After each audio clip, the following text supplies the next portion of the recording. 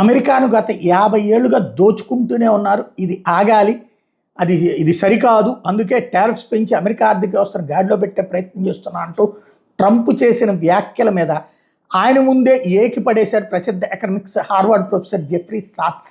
అమెరికాను దోచుకున్నారా, ట్రంప్ ముందు నువ్వు టారిఫ్కి అర్థం తెలుసుకో అని ట్రంప్ని దారుణంగా అందరు ఎదురుగుండానే నిలదీశారు.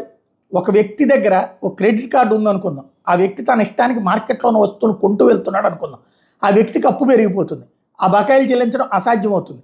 ఇప్పుడు ఆ వ్యక్తి ఆ షాపుల వాళ్ళ దగ్గరికి వెళ్ళి నువ్వు నన్ను దోచుకుంటున్నావు అని అంటే అది ఎంతవరకు సమంజసం? ఇది ఇప్పుడు తను వేసినటువంటి ప్రశ్న. అమెరికా ప్రెసిడెంట్ యొక్క తెలివితేటలు కూడా అలానే ఉన్నాయి. నన్ను దోచుకుంటున్నారు అని అనడం వల్ల ఉపయోగం లేదు. ట్రేడ్ వల్ల జరిగిన అప్పులు ఎప్పుడు కూడా ట్రేడ్ పాలసీలకు సంబంధం లేకుండా ఉంటాయి. అప్పులు అనేవి ఎప్పుడు కూడా మనం ఎంత సంపాదిస్తున్నాం, ఎంత ఖర్చు పెడుతున్నాం అనే దాని మీద ఆధారపడి ఉంటుంది. ఈ మొత్తం అంశాన్ని ఎకనామిక్స్లో ఐడెంటిటీ అని పిలుస్తాం.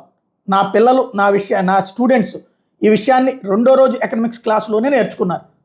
ఇది ఆయన మాట్లాడినటువంటి మాట. అంటే ట్రంప్ ఎకనామిక్స్ 2వ రోజు క్లాసుకు కూడా అటెండ్ కాలేదన్నటువంటి ఒక వెటకారం చేయడంతో పాటుగా నువ్వు అడ్డదిడ్డంగా ఖర్చు పెట్టుకుంటే, నీ వాళ్ళు అమెరికన్స్ అడ్డదిడ్డంగా ఖర్చు పెట్టుకుంటుంటే, రూపాయి దాచుకోలేకపోతుంటే, వాళ్ళు దానివల్ల అక్కడ శారీరక శ్రమ తగ్గేటటువంటి పరిస్థితుల్లో అక్కడ చివరికి ఉత్పత్తులు కూడా కాలుష్యం అన్న కారణాలతో మ్యానుఫ్యాక్చరింగ్ సెక్టర్ అక్కడ పెట్టుకోకపోవడం వల్ల, ఇతర దేశాలు మ్యానుఫ్యాక్చరింగ్ సెక్టర్ పెట్టడం వల్ల, దాన్ని అక్కడి నుంచి ఇక్కడికి తీసుకురావడం వల్ల ట్యాక్స్ పడుతుంది ఆటోమేటిక్గా.